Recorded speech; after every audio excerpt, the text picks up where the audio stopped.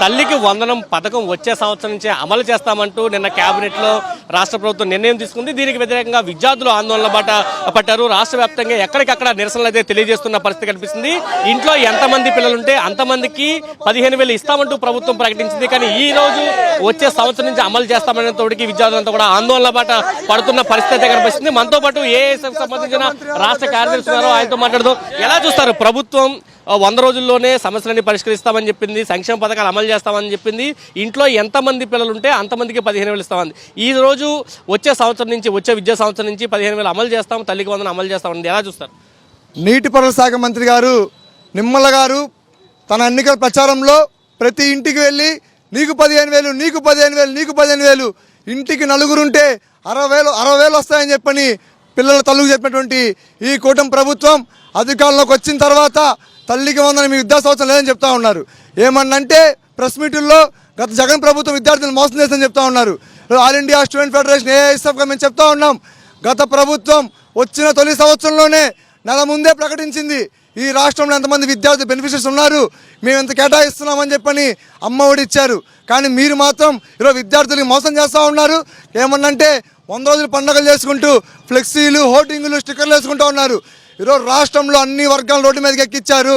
కేవలం విద్యార్థులే కాదు, నిరుద్యోగులు, కార్మికులు మొత్తం రోడ్లు ఎక్కారు.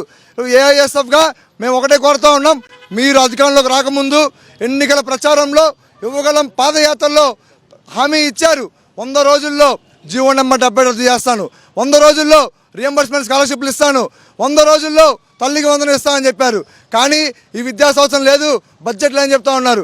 4 సార్లు ముఖ్యమంత్రిగా పనిచేశాను, నా అంత సీనియర్ ఎవరు దేశంలో లేరని చెప్పినటువంటి ఈ నారా చంద్రబాబు నాయుడు గారికి ఈరోజు తల్లికి వందనం అమలు చేసే ముందు, హామీ ఇచ్చే ముందు డబ్బులు లేవని సంగతి తెలియదని చెప్పని ఏఎస్ఎఫ్ ప్రశ్నిస్తూ ఉన్నాం.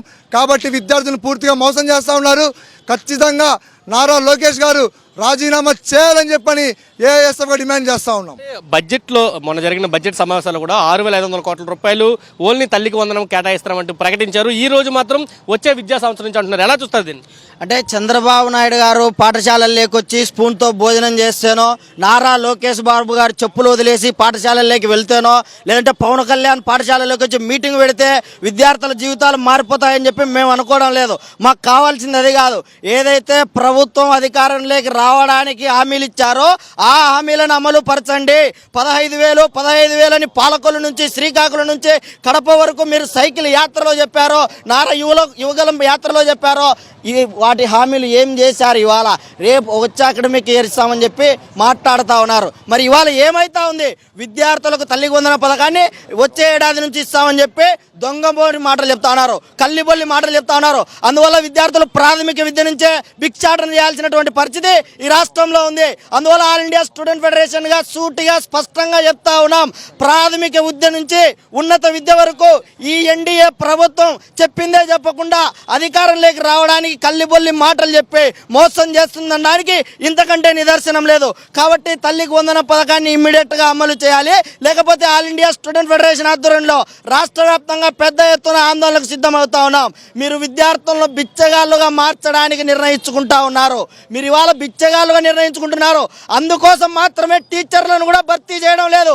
ఇవాళ ఒక పక్క తల్లిదండ్రులను మోసం చేస్తూ మీకు 15,000 రూపాయలు ఇస్తా అని చెప్పి ప్రైవేట్ కార్పొరేట్ పాఠశాలలకు లక్షల మంది విద్యార్థులు మీ యొక్క ఆర్థిక ప్రయోజనాలు దృష్టిలో పెట్టుకొని బయలుదేరారు. మరి ఆ యొక్క తల్లిదండ్రుల పరిస్థితి ఏంది? ఇవాళ వాళ్ళ జీవితాల సంగతి ఏంది?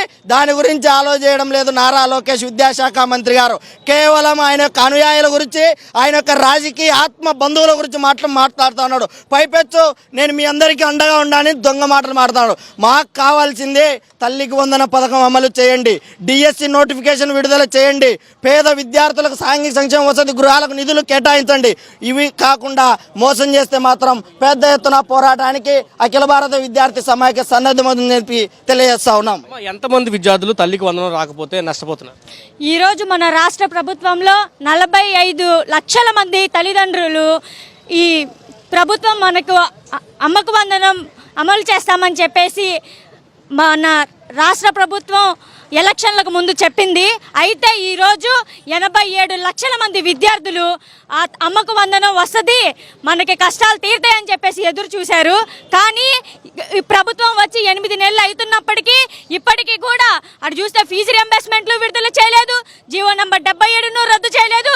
ఇప్పుడు చూస్తే తల్లికి వందనం ఈ పథకంలో కూడా నిరాశను విద్యార్థులు ఎదుర్కొంటున్న సమస్యను మనం చూస్తా ఉన్నాం.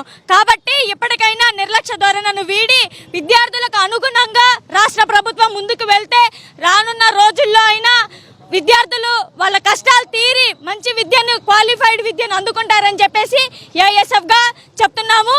లేదు అమ్మకు వందనం ప్రోగ్రామ్ లో కూడా ఇలానే చేస్తాము, ప్రతి ఒక్క పథకంలో కూడా మేము ఇలానే చేస్తాం విద్యార్థులకు వ్యతిరేకంగా అని చెప్పేసి నడిస్తే రాబోయే ఎలక్షన్లో గత ప్రభుత్వానికి ఏదైతే పట్టిందో నేడు మీ ప్రభుత్వానికి కూడా రేపు రాబోయే ఎలక్షన్లో అదే గతి పడుతుందని చెప్పేసి ఏఎస్ఎఫ్ గా తెలియజేస్తా ఉన్నాం. ఇది చెప్తున్నారు. ఖచ్చితంగా ఈ విద్యా సంవత్సరం నుంచే ఆ తల్లికి వందనాన్ని అమలు చేయాలంటూ వాళ్ళంతా డిమాండ్ చేస్తున్న పరిస్థితి అయితే కనిపిస్తుంది. లేకపోతే పోరాటాన్ని ఉధృతం చేస్తామంటే ఇప్పటికే విద్యార్థి సంఘాలు అయితే హెచ్చరికలు జారీ చేస్తున్న పరిస్థితి ఆంధ్రప్రదేశ్ వ్యాప్తంగా కనిపిస్తుంది. కెమెరా పర్సన్ వంశీతో కలిసి సురేంద్ర, సాక్షి టీవీ, విజయవాడ నుంచి.